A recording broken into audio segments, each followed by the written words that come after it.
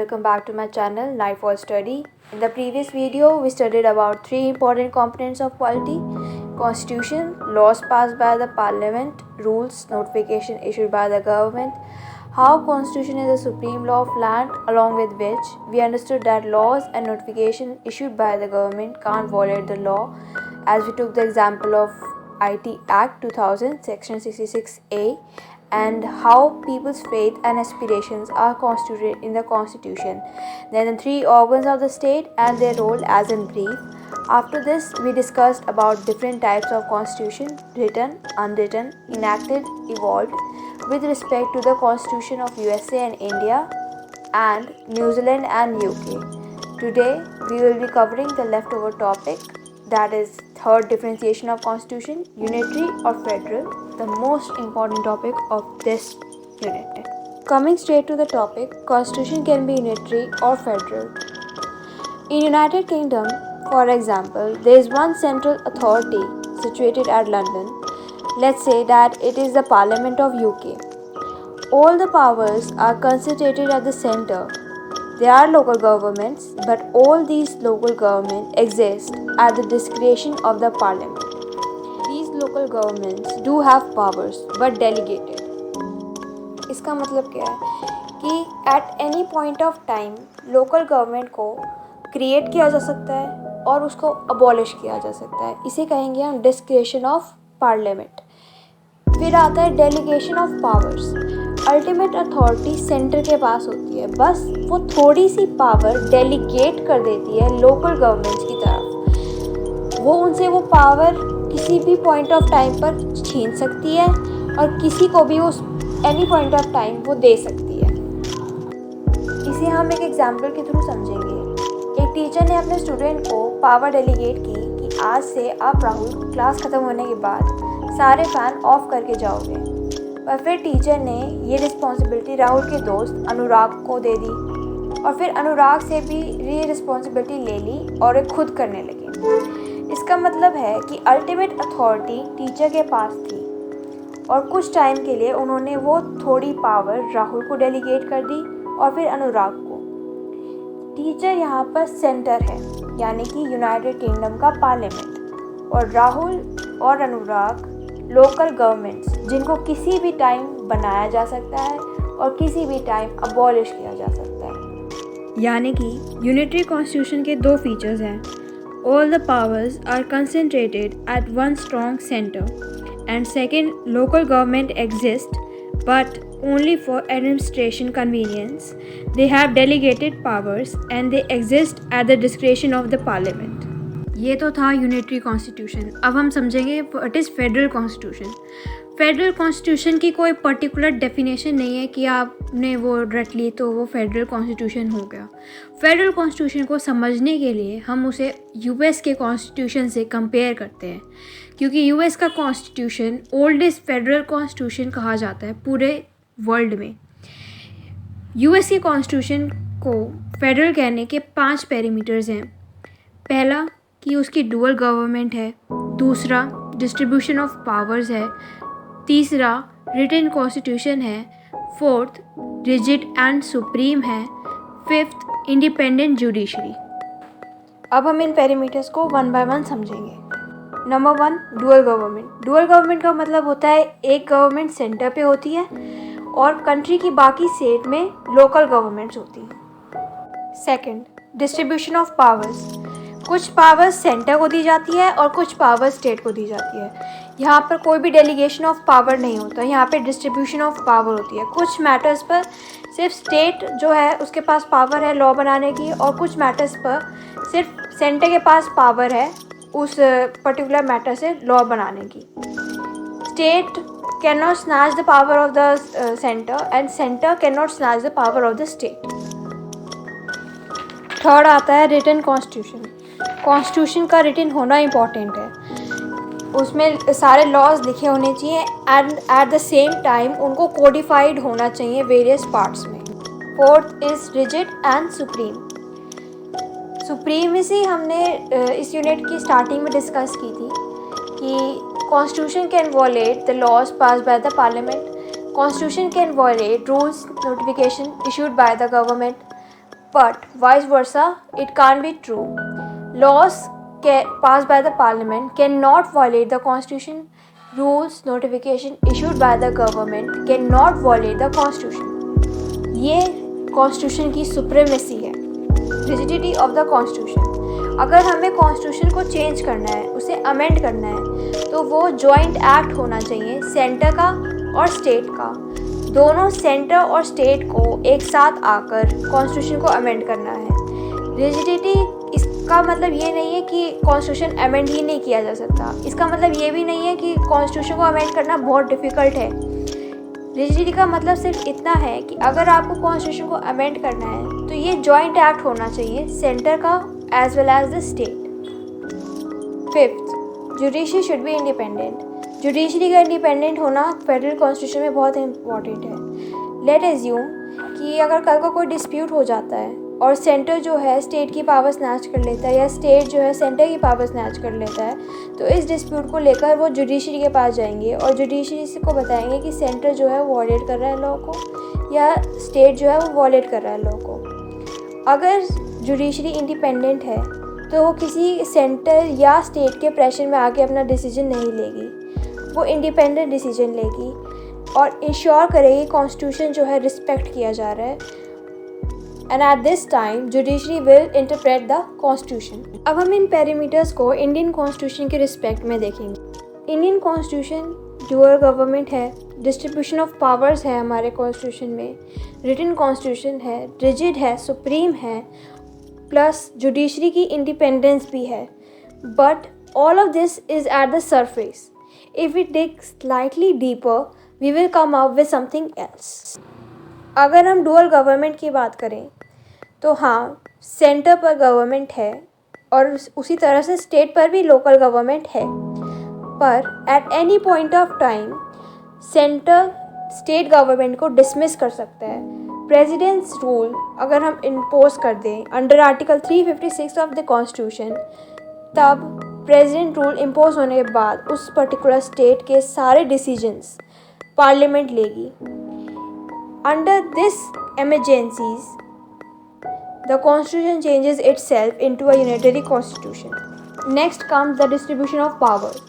Schedule 7, Article 246 ये बात करता है कि नॉर्मल कंडीशंस में स्टेट लेजिस्लेचर के पास पावर होगी लॉ बनाने की, पर अब नॉर्मल कंडीशंस में जैसे कि प्रेसिडेंट रूल या नेशनल इमरजेंसी, ऐसी सिचुएशन में सेंटर के पास चली जाएगी स्टेट की सारी पावर और वही उस पर्टिकुलर लैंड से रिलेटेड सारे लॉज और डिसीजंस बनाएगी। Third is written constitution. क्या सभी स्टेट्स को कंसल्ट किया गया था कॉन्स्टिट्यूशन लिखते टाइम? क्या सभी स्टेट्स से रिप्रेजेंटेटिव्स आए थे जब कॉन्स्टिट्यूशन लिखा जा रहा था? इसका आंसर है no. Indian constitution is not a result of the agreement between the states. States had to accede to Indian union. जब हमें आज़ादी मिली तब 560 प्रिंसिपली स्टेट्स थी। इन 560 प्रिंसिपली स्टेट्स को ऑप्शन दिया गया था कि या तो आप इंडिया ज्वाइन कर लीजिए या पाकिस्तान, या आप इंडिपेंडेंट रहिए। Majority of the states decided to be part of India. पर जब सेंटर कॉन्स्टिट्यूशन को ड्राफ्ट कर रहा था तब सारी यूनियंस, सारी स्टेट्स से एग्रीमेंट नहीं लिया गया था। इसलिए the criteria which was used by Indians to write constitution is not in the same manner as it is in the case of USA. Fourth is rigid and supreme. Constitution को amend करने के लिए centre और state का साथ आना ज़रूरी नहीं है। Fundamental rights, directive principle of state policy, इनको अमेंड करने के लिए स्टेट की कंसल्टेशन नहीं ली जाती है। यहाँ तक कि more than 90% of the constitution को अमेंड किया जा सकता है बिना स्टेट की परमिशन के। In fact the state in this country can't even propose an amendment to the constitution. Constitution को अमेंड करने का सोल राइट सिर्फ पार्लियामेंट के पास है, जो कि एक सेंट्रल अथॉरिटी है। Fifth is independence of judiciary. Supreme court के जज को अपॉइंट करते हैं president of India, high court के जज को अपॉइंट करते हैं प्रेसिडेंट ऑफ इंडिया, और प्रेसिडेंट ऑफ इंडिया के पास ही ये पावर है कि वो जज को, सुप्रीम कोर्ट के जज को, हाई कोर्ट के जज को रिमूव कर सके only at the resolution pass by the Indian parliament. यानी कि सेंट्रल अथॉरिटी जो कि जज के अपॉइंटमेंट से लेकर उसके रिमूवल तक सारी किसके पास है? पार्लियामेंट के पास है, सेंटर के पास है। यहाँ पर हम कह सकते हैं कि judiciary can be biased in the favour of the centre. So clearly हम इन सारे पैरामीटर्स को फॉलो करते हैं पर इन्हें इंटायरली फॉलो नहीं करते हैं। इंडियन कॉन्स्टिट्यूशन बहुत यूनिक है, ना तो ये कम्प्लीटली यूनिटरी है ना ये कम्प्लीटली फेडरल है, ये दोनों का ब्यूटीफुल मिक्स है। इसलिए हम इंडियन कॉन्स्टिट्यूशन को क्वाजी फेडरल कहते हैं। इसका मतलब है कि ना वो कम्प्लीटली यूनिटरी है और ना वो कम्प्लीटली फेडरल है। अलग अलग स्कॉलर्स के अलग अलग व्यू रहे हैं इंडियन कॉन्स्टिट्यूशन को लेके। कुछ कहते हैं कि इंडियन कॉन्स्टिट्यूशन का नेचर फेडरल है और कैरेक्टर यूनिटरी।